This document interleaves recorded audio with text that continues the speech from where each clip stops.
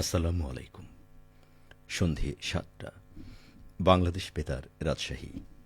স্থানীয় সংবাদ পড়ছি মাসুম আখতারুজ্জামান অনিক।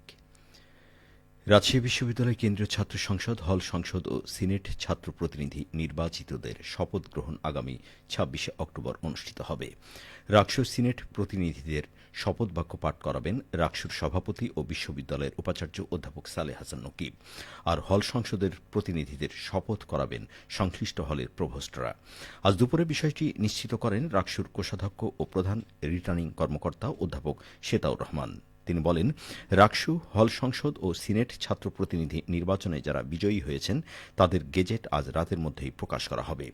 নির্বাচিত প্রতিনিধিদের জন্য বাজেট বরাদ্দের বিষয়ে জানতে চাইলে তিনি বলেন, এই মুহূর্তে নির্দিষ্ট করে কিছু বলা যাচ্ছে না, সব খরচের হিসাব শেষে বাজেট নির্ধারণ করা হবে। মানসম্মত হেলমেট ও নিরাপদ গতি কমবে জীবন ও সম্পদের ক্ষতি প্রতিপাদ্য বিষয়ে আজ নাটোরে জাতীয় নিরাপদ সড়ক দিবস পালিত হয়েছে।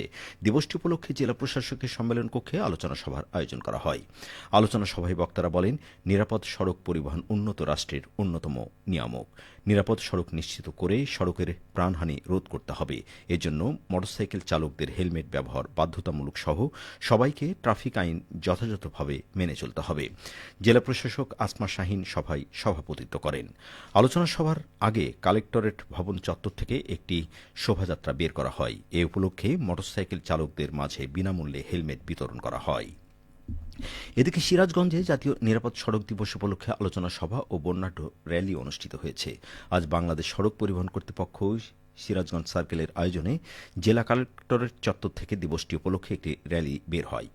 বর্ণাঢ্য র্যালিটি শহরের প্রধান প্রধান সড়ক প্রদক্ষিণ করে জেলা প্রশাসকের কার্যালয়ে এসে শেষ হয়। আলোচনা সভায় প্রধান অতিথি হিসেবে বক্তব্য রাখেন জেলা প্রশাসক মোহাম্মদ নজরুল ইসলাম। তিনি বলেন, সড়ক দুর্ঘটনা রোধে জনসচেতনতা বৃদ্ধি অত্যন্ত জরুরি। প্রত্যেক চালক, যাত্রী ও পথচারীকে ট্রাফিক আইন মেনে চলতে হবে। সরকার ইতিমধ্যে সড়ক পরিবহন ব্যবস্থার ব্যাপক উন্নয়ন সাধন করেছে এবং নিরাপদ সড়ক নিশ্চিত করতে নানা উদ্যোগ গ্রহণ করেছে। অতিরিক্ত জেলা প্রশাসক রাজস্ব মোসাম্মদ নূরনাহার বেগমের সভাপতিত্বে অনুষ্ঠানে বিভিন্ন দপ্তরের কর্মকর্তাগণ উপস্থিত ছিলেন। চাঁপাইনবাবগঞ্জে সংবাদ সম্মেলন করে সার ডিলার নিয়োগ ও সার বিতরণ সংক্রান্ত সমন্বিত নতুন নীতিমালা বাস্তবায়নের দাবি জানিয়েছে বিএডিসি সার ডিলাররা। আজ জেলা শহরের একটি রেস্তোরাঁয় এ সংবাদ সম্মেলনের আয়োজন করে বিএডিসি সার ও বীজ ডিলার অ্যাসোসিয়েশন। সংবাদ সম্মেলনে লিখিত বক্তব্য দেন অ্যাসোসিয়েশনের জেলা সভাপতি কৃষিবিদ আবদুল্লাহ সোহেল। এ সময় তিনি বলেন, সার ডিলার নিয়োগ ও সার বিতরণ সংক্রান্ত সমন্বিত নতুন নীতিমালা অত্যন্ত সময়োপযোগী করে প্রণয়ন করা হয়েছে। এই নীতিমালা বাস্তবায়ন করা হলে বিএডিসি ও বিসিআইসির ডিলারদের মধ্যে সারের সুষম বরাদ্দ হবে। এতে করে মাঠ পর্যায়ে সার নিয়ে যে নৈরাজ্য সৃষ্টি হয় তার অবসান হবে। সম্মেলনে বিএডিসি ও বিসিআইসির অধীনে থাকা সকল সার ডিলারদের জন্য সমতার ভিত্তিতে একক সমন্বিত নীতিমালার ভিত্তিতেই সকল ধরনের সার বরাদ্দ ও বিতরণে বৈষম্য ও জটিলতা দূর করে দ্রুত বাস্তবায়নের দাবি জানানো হয়। রাজশাহী মেট্রোপলিটন পুলিশের থানা ও ডিবি পুলিশের অভিযানে বিভিন্ন অপরাধের অভিযোগে ২৬ জনকে আটক করা হয়েছে। মহানগরীর বিভিন্ন স্থানে অভিযান চালিয়ে ওয়ারেন্টভুক্ত ৬ জন, মাদক মামলায় ৪ জন ও অন্যান্য মামলায় ১৬ জনকে গ্রেফতার করেছে রাজশাহী মেট্রোপলিটন পুলিশ। গ্রেফতারকৃত আসামিদের বিরুদ্ধে আইনগত ব্যবস্থা গ্রহণ করা হয়েছে। রাজশাহীর পবাই মাসকলাইয়ের বাম্পার ফলনের সম্ভাবনা রয়েছে। মাসকলাই চাষের জন্য দোআঁশ ও বেলে দোআঁশ মাটি উপযোগী। জানা গেছে, খরিফ ১ মৌসুমে ফেব্রুয়ারি থেকে মার্চ এবং খরিফ ২ মৌসুমে আগস্টের মাঝামাঝি থেকে সেপ্টেম্বর পর্যন্ত বীজ বপন করা হয়। রাজশাহী জেলার কৃষি সম্প্রসারণ অধিদপ্তরের উপপরিচালক কৃষিবিদ মোহাম্মদ নাসির উদ্দিন বলেন, প্রণোদনা কর্মসূচির আওতায় শাকসবজি সহ মাসকলাইয়ের বীজ বিনামূল্যে কৃষকদের মাঝে বিতরণ করা হয়েছে। এবছর রাজশাহীতে মাসকলাইয়ের লক্ষ্যমাত্রা ছিল ৫,২৫৫ হেক্টর, আবাদ হয়েছে ৪,৯৩০ হেক্টর।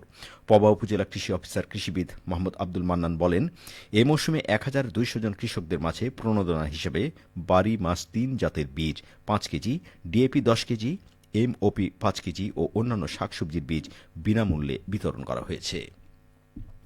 সবশেষে আবহাওয়া। আজ রাজশাহীতে সর্বোচ্চ তাপমাত্রা ছিল ৩৩.৮ ডিগ্রি এবং সর্বনিম্ন ২২ ডিগ্রি সেলসিয়াস। সন্ধ্যে ৬টায় বাতাসে আপেক্ষিক আর্দ্রতার পরিমাণ ছিল ৭৯%। রাজশাহী পার্শ্ববর্তী এলাকায় আগামীকাল সূর্যোদয় ভোর ৬টা ৭ মিনিটে। সংবাদ শেষ হল। আমাদের পরবর্তী স্থানীয় সংবাদ প্রচারিত হবে আগামীকাল সকাল ৮টা ১০ মিনিটে।